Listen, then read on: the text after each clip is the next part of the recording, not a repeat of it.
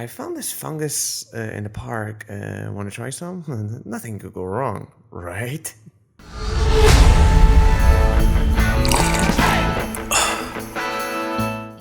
Finally, a movie adaptation of a video game that doesn't suck. The story of Last of Us, for those who haven't played the game yet, is essentially about a pandemic that happens as a fungus mutates and jumps onto the human body and zombifies people and causes mayhem, and everybody starts killing each other, essentially takes over the world and causes the fungus apocalypse. And what we have is our characters Joel and Ellie as they go through this post-apocalyptic world and try to survive and do the things that they need to do, which I'm not going to spoil it here for you guys. Right off the bat, what I loved about the show is that, man, it is very loyal to its source material as compared to other game adaptations that you see that they take different elements and they twist it and twist it until it doesn't even represent what it was. This show really nailed the fact that it is coming from the Last of Us video game and it's actually working on that very well. At the same time, I have to say that they took time to build upon the world for the people who haven't played the game. So people who haven't played the game know exactly what the story is and where it's going to be taken. I mean, the series started with a scene with John Hannah giving a very chilling speech about the potentiality of a fungus mutation and how that would be our very end. And I've never seen any series so far setting the scene for what you're about to experience so professionally in less than 3 minutes.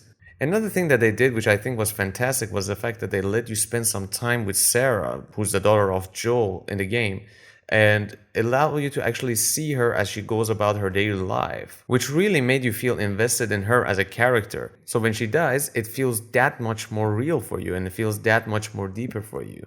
I feel like this shows a lesson that other filmmakers who want to adapt something from the games should really pay attention to. And I'm kind of looking at you, Metal Gear Solid. The thing is, when you play a game, you're 10 times more invested in the characters because every action and input that you take through your controller is the character's action. So you're more invested in the character. You don't have that when you watch them on the big screen. When you watch them on the big screen, it's a 2D representation of the character. In the game, you're allowed to play as Sarah for a very brief moment. That is enough for you to get invested in her as a character before she unfortunately dies. I mean, spoiler alert for some of you, I'm sorry, but you feel the sadness that Joel is feeling as a father. And since the creators from Naughty Dog are actually involved in the creation of the show, they knew how to let you get invested in the characters without fundamentally trying to change them. On another note, I gotta talk about the actors.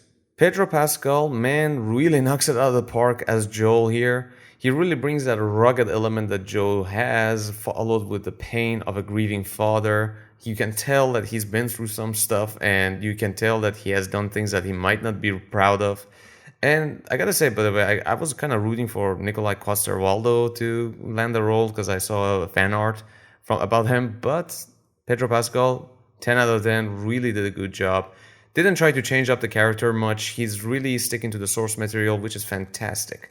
Bella Ramsey, on the other hand, is playing as Ellie, and she's really, really nailing the character in, but there's something about her performances that she's playing the character as a little bit more aggressive and less innocent compared to the Ellie that you get from the game. But that's actually totally cool because it makes sense in the context of what the world of Last of Us is, that you can't be that innocent from the young age. You have to know some things, you need to know how to get by, and she really kills it in that. Also glad to see Anna Torv as Tess. I've been following her since Fringe and Mindhunter, and she's fantastic, and she really did well playing as Tess. Though I have to say, I feel sad that Annie Wershing from the game, the actor who played Tess in the game, actually passed away this year.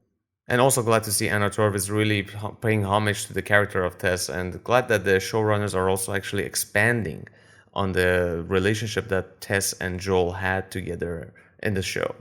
Overall, I gotta say, they've really killed it. If this is the first episode and this is the foundation they're gonna build upon The Last of Us, so far they've really, really did a good job in it. I think the showrunners have really followed the code of, if it's not broken, don't fix it.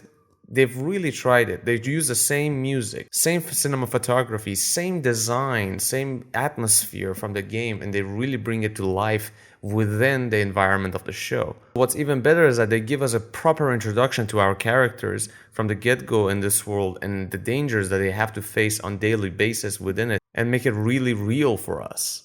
In the end, I gotta say, the first episode nailed it. They created the world and they created the foundation to build upon, and I'm really looking forward to reviewing the other episodes as come out yet. I know I'm a little late to the party. Either way, thank you very much for listening. If you like what I'm creating here, please hit the like and subscribe button, and see you around for the next episode. Take care, guys.